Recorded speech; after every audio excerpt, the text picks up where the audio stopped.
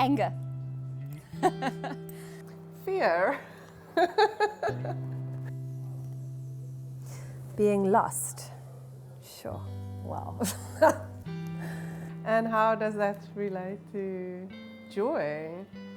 Well, it's only through being lost that you can, I guess being lost is what takes you on a journey. And it's only in the journey that you can grow, that you can learn. This is actually a good one because we would probably think that joy and anger are polar opposites. But I think the one thing that they have in common is that they are complete expressions of raw emotion. I had a partner and he died in a car accident when I was 26 years old. The hardest thing I've had to experience in my life so far is getting a divorce. I would sit at a dinner table and just have nothing to say, I was just like, I don't know who I am. My identity was so entwined with her and us and who we were that when she was gone, I just felt like nothing. Like I really remember that night, and I don't think I will ever forget. We were sitting on our couch, it was rather late, and we got this phone call that my brother-in-law had just died. So you have to be lost at some point in order to go on the journey that helps you find yourself again.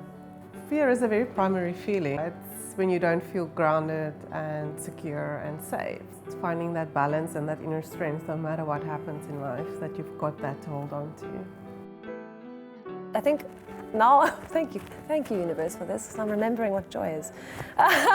Creating spaces for people is one of the things that gives me great joy. Like spaces for people to express themselves, connect with each other, feel safe, particularly women, and I think that's something that gives me a lot of joy. I think a big thing for me that I'm trying to do is just don't judge myself or others. I think that's the biggest thing for me. That in itself for me is like joyful, I think, yeah. And I made a list one day of things that I've gained through this loss, and things like being kinder, being gentler, being less fearful of confrontation.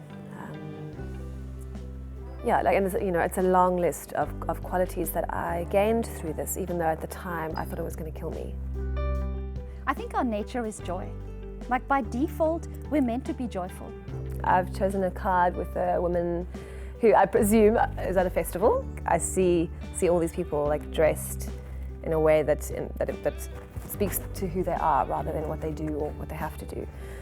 When people are in their authenticity, they just radiate. Yeah, and for me, that appeals to me. I like that a lot.